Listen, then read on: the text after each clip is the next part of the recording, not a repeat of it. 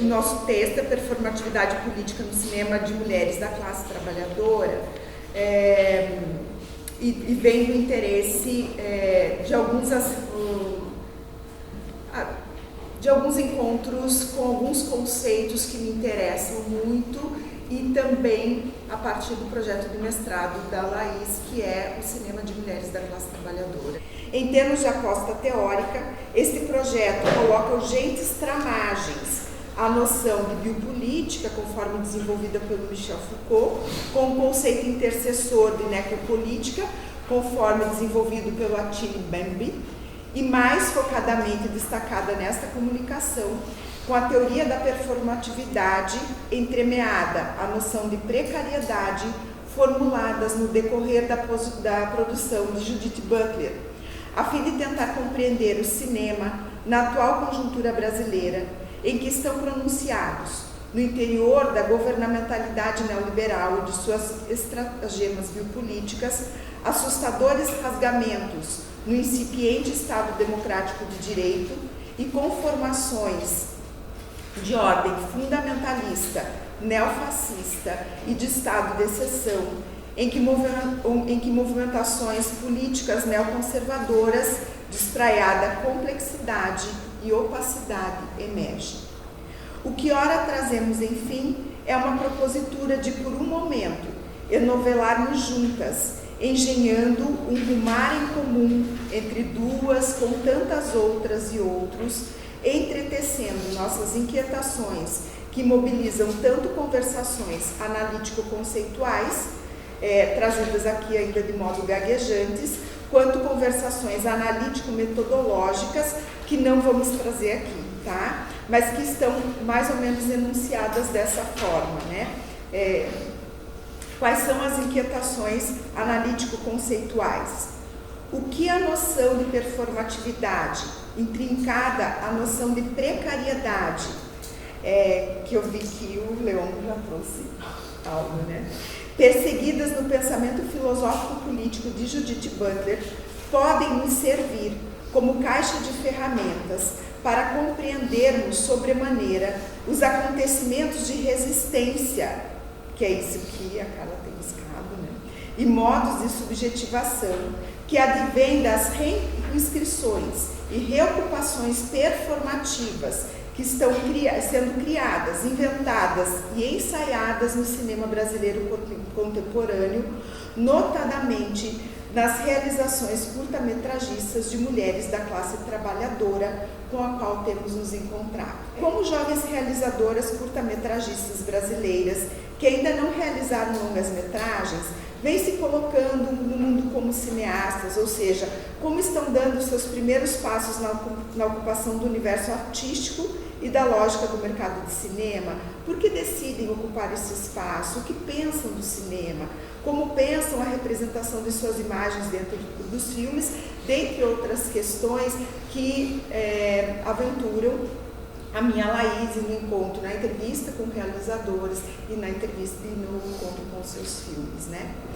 Este trabalho busca, assim, problematizar as conexões entre criação fílmico-artística e a discursividade dos corpos, que são localizados na racionalidade biopolítica neoliberal como corpos submetidos ao limite da vulnerabilidade, distribuídos desigualmente em sua condição precária, vidas que importam menos, vidas pelas quais não se chora, vidas passíveis de silenciamento e apagamento, vidas matáveis.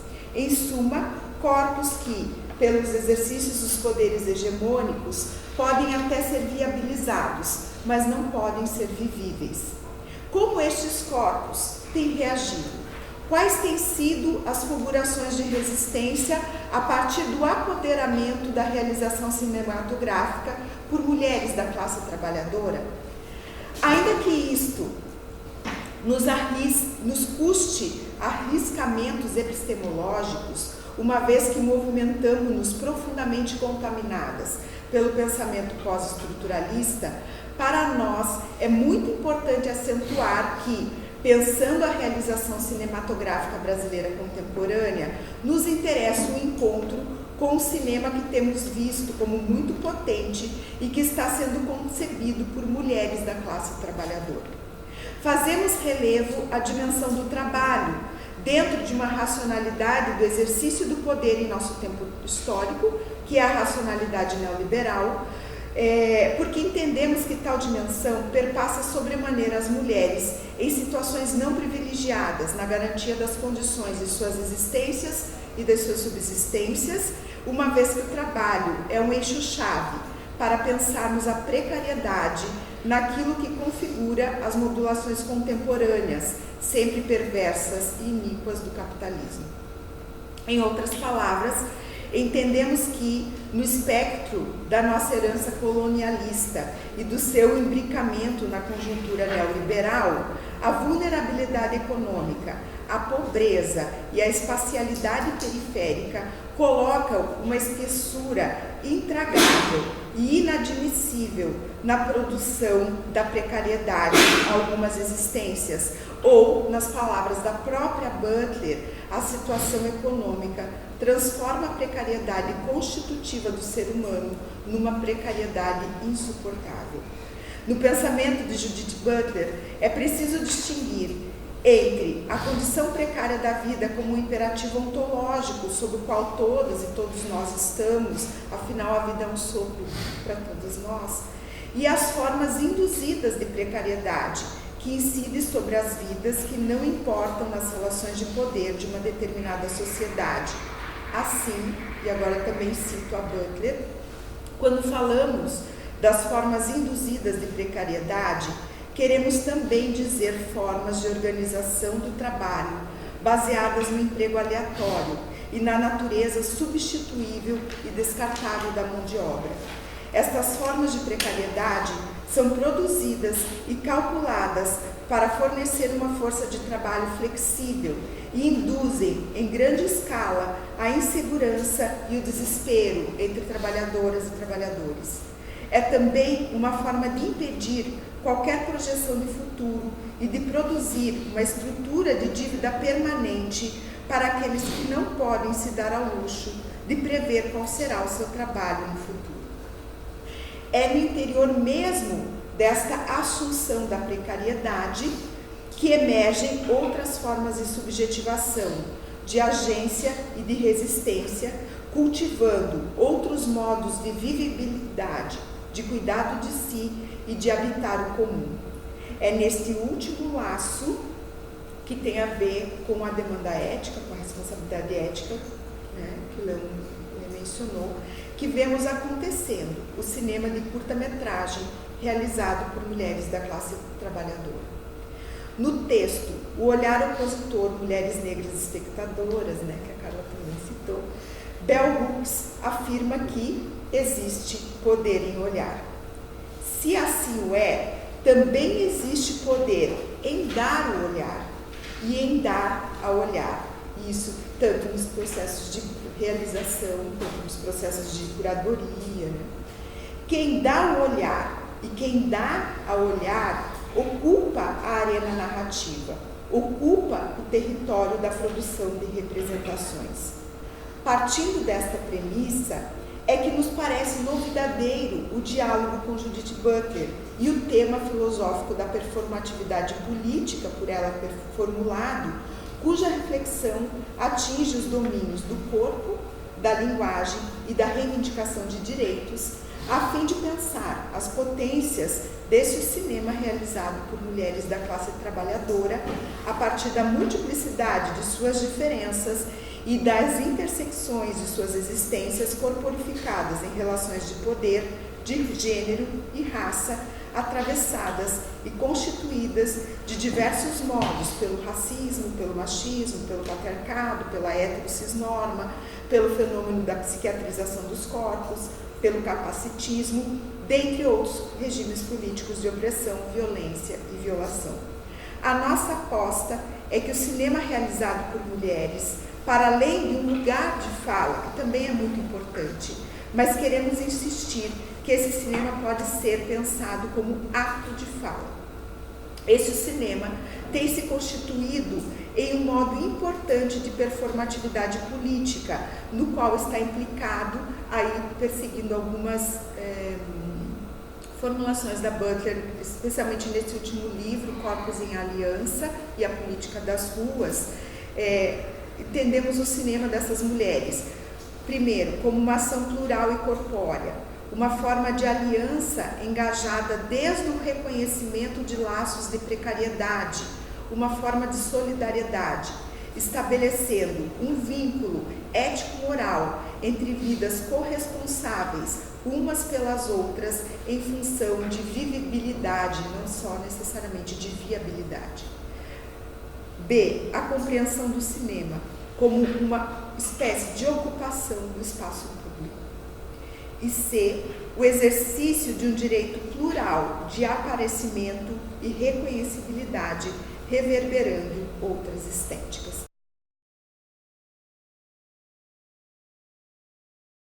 Na minha pesquisa, assim, tem algo que é no sentido de ver as recorrências, assim, né, as intensidades, aproximações entre os filmes, né, tipo, processos que convergem. Então eu busquei partir daí, assim, né, tentar ver nesses 3 curtas-metragens, assim, aproximações, enfim, um certo pressuposto aí que está colocado que para mim aproxima muitos filmes, né, que é a ideia da redistribuição da violência colonial. São 3 curtas-metragens, né?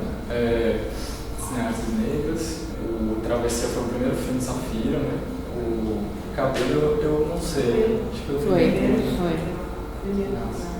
Michelle também é uma medida assim, no espaço de cinema, porque ela é artista, tipo, ela não circulava tanto em festivais de cinema, então acho que esse foi o primeiro filme. Eu entendo que as estratégias sensíveis e discursivas dos filmes, né, se tecem, né, se estruturam, se fundam aí a partir dos corpos, né.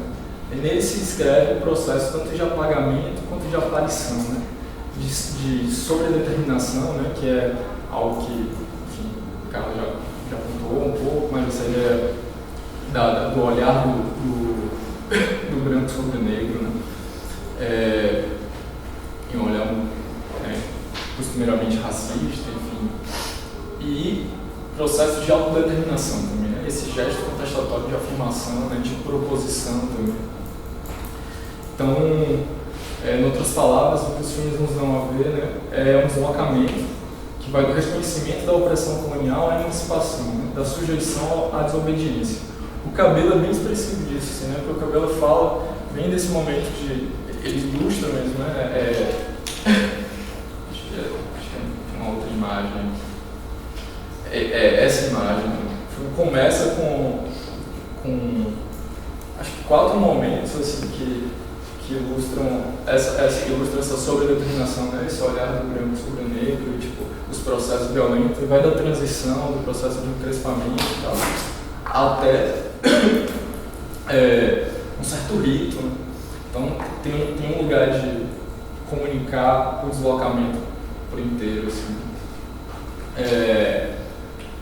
Bom, a redistribuição, né? A ideia de redistribuição durante o meu projeto, assim, de escrita do projeto e tal, um dos pressupostos que eu tinha intenção de trabalhar é a partir da obra de Jota Mombassa, né? Que é uma performer maravilhosa, assim, ela muito próxima de Michelle também, e que ela coloca a ideia de que a gente já vive, né, numa condição que a gente não, né? Tipo, a ideia de que ela, né, os grupos sociais oprimidos, históricos, tipo, vivem em constante opressão. Então não é possível formar um consenso, né? Não é possível conciliar. Chega um momento em que não dá mais. Então não se trata de encontrar um consenso, ajustar o mundo e conformar a diferença colonial num arranjo passivo.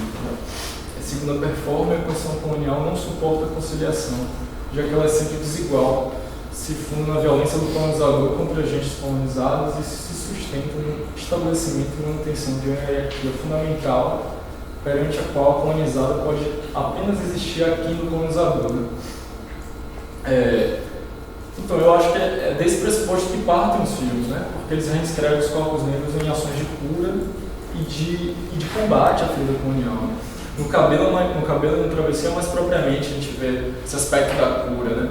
Que é uma instância coletiva, de como esses corpos carregam uma certa altivez. O filme de Michelle é algo mais contestatório, né? Mais combativo, o gesto, né? Que ela empenha e tal, dá a ver mais esse aspecto de combate. Assim. Enfim, não que o cabelo e o travessia também não sejam, né, combativos, mas em outro grau, em outra gradação. Bell Hooks, né, ela já contou, assim, uma outra autora também, que ela fala dessa importância, né, de construir um imaginário, de transformar o imaginário, né, um imaginário mais justo. Então, é preciso também abrir espaço para obras transgressoras, né, obras que desafiem, obras que não sejam conciliadoras. Né. E aí, como eu contei no início, né, a ideia de certas recorrências, assim, né, que me parece que nos 3 filmes há uma espécie de sobredeterminações, né, maneiras de ilustrar, de demonstrar, e autodeterminações. Né. Essa ideia de sobredeterminações, né, eu identifico no filme de Michelle, né, Experimentando Vermelho de Ouro, ela expõe isso, né, através de uma máscara de objetos perfurantes que ela mesma confecciona, né, com agulhas, e ela traz isso como uma forma de ilustrar essa técnica primitiva. Né. Então, no filme No Cabelo, eu já observo que a ideia está presente da violência estética, né, o alisamento capilar, essa conformação ao padrão branco. E o filme de Safira é a ideia da apagação da memória, né? A não nomeação, essa relevância à pessoa, Tarcisinho e Soldado. Então, enfim, aqui esses 3 processos, né, estão marcados pela sua determinação. E aqui, já no gesto em resposta, né,